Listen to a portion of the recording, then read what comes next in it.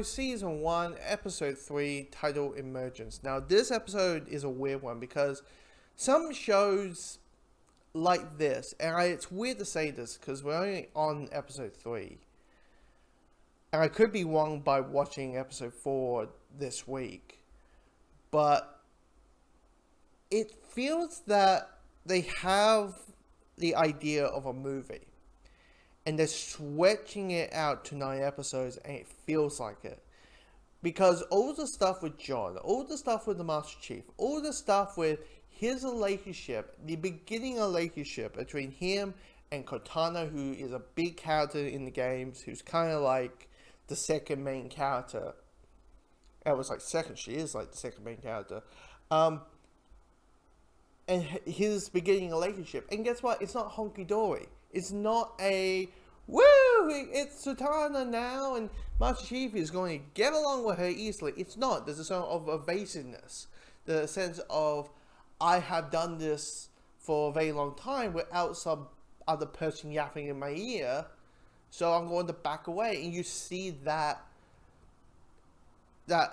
slowly a acceptance, a realization that, okay, you're going to be around. This blue giant chick is going to be around, talking into my ear. So you have that. Because here's the thing, you don't want, like, if things are going to go the way that I have heard from the games, that Master Chief is going to fall in love with a hologram, you kind of want us to build on that romance, build on that friendship that turns into something else is going on. But the stuff with him finding out more about the goal he has for this show, that is, there's an artifact. How is he going to find out more about the visions that he has? And by doing that, he takes the emotion tracker that blocks his emotions, because Spartans are meant to be these, like, just walkie talking soldier drones inside these, like, human-sized tech stuff. And he takes it out, and you have this wonderful scenes, these wonderful, like, 3 minutes of him just touching and smelling and tasting and listening, all these different emotions that he's having that he hasn't felt forever or at all, that to the point it doesn't feel it could be new or we know to him. And these emotions the first time, and it helps us as an audience member to be more attached to Master Chief, to John, to 117. Because I have to say this, Master Chief from the games, if you just make that like a entire show on that guy, the average goer is going to be like, well, he's boring. He's just a drone soldier.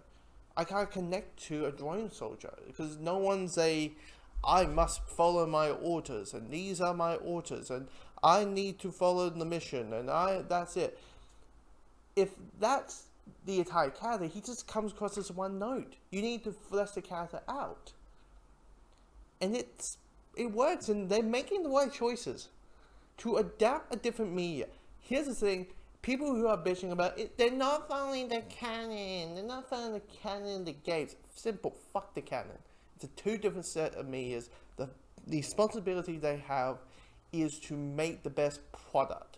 If it means having the characters look like what they look like, but outside of that, they just, outside of that, they just change everything, that's good. Because it makes it the best possible story. And guess what? 5% of the people, 95% of the people who watch the show are not Halo fans. They may have heard, maybe they felt like, oh, I probably would be into that if I was a gamer, and I'm not, kind of shit. I'm a gamer, I'm just saying in general, as the average goer. That could be that situation. But we need to have a character to flesh out and make the character 3-dimensional. So all the stuff with Master Chief I quite like, and all the stuff doing with a human villain who's working for the Covenant, who's been around with the Covenant for years, since like she was like a little girl, and they take her under her wing and that type of thing. I quite enjoy all that stuff. Because there's a sense of threat, you have a sense of why this character is important, what's the sense of danger she can bring, and it's kind of setting up her character pretty well and quite decently as well. But all the stuff doing with, I forget the character's name, but the characters that we have met in last week's episode, and the female character that was in the first episode, who tagged along Master Chief in episode 2, I just felt like the story is done.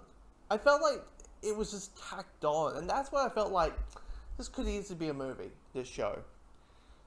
Already I'm feeling like this. It's like, could easily be a movie. I just felt like their story is done, to the point I feel like why we're here, what is the necessary feature that we're here, that why are we in shape of this, of these two characters, of these supporting characters, because right now I just want to go back to Master Chief. Even though there's this like really weird and odd scene where you have, so Dr. Halsey has cloned herself, and Halsey has her clone on the surgery table knocked out because she's about to become Cortana, and one of her staff members, who have clearly has the hearts for her, is alone with the clone and is about to make out with said clone.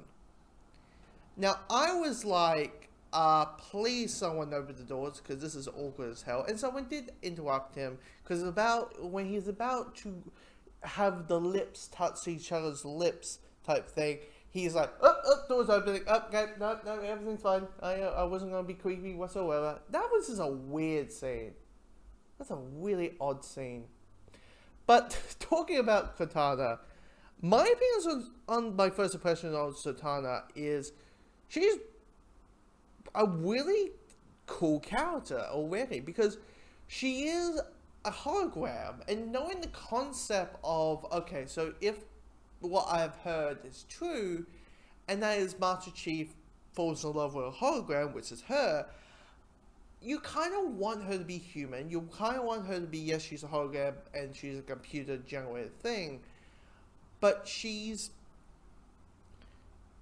has all the emotions, all the three dimensions of another character, of a three-dimensional character, and it just works pretty well. Even though you have the parts where she's contradicting herself, where it's like, are you sure, Dr. Halsey? I mean, it's breaking the rules to section 48569. I don't know, and she's, yeah, you have not a sense of panic. There's a sense of panic towards it versus I am a robot, I must be, like, I like that. I like the design because knowing that the concept of the character is she's meant to look human. And they kept the original voice actor, which is cool. This is a cool thing because, Taylor Swan was Miss Minutes in Loki. Sonic 2, having the original voice actor for Tails. And now with Cortana. So that's kind of neat that, hey, at least, like, hey, these are different versions, there's different takes and different versions of these characters, but they're able, voice-wise, have the general audience experienced by a certain voice. This episode, I just felt like, is every odd number episode, I'm just going to go, but every even episode, I'm going to go, yay, over.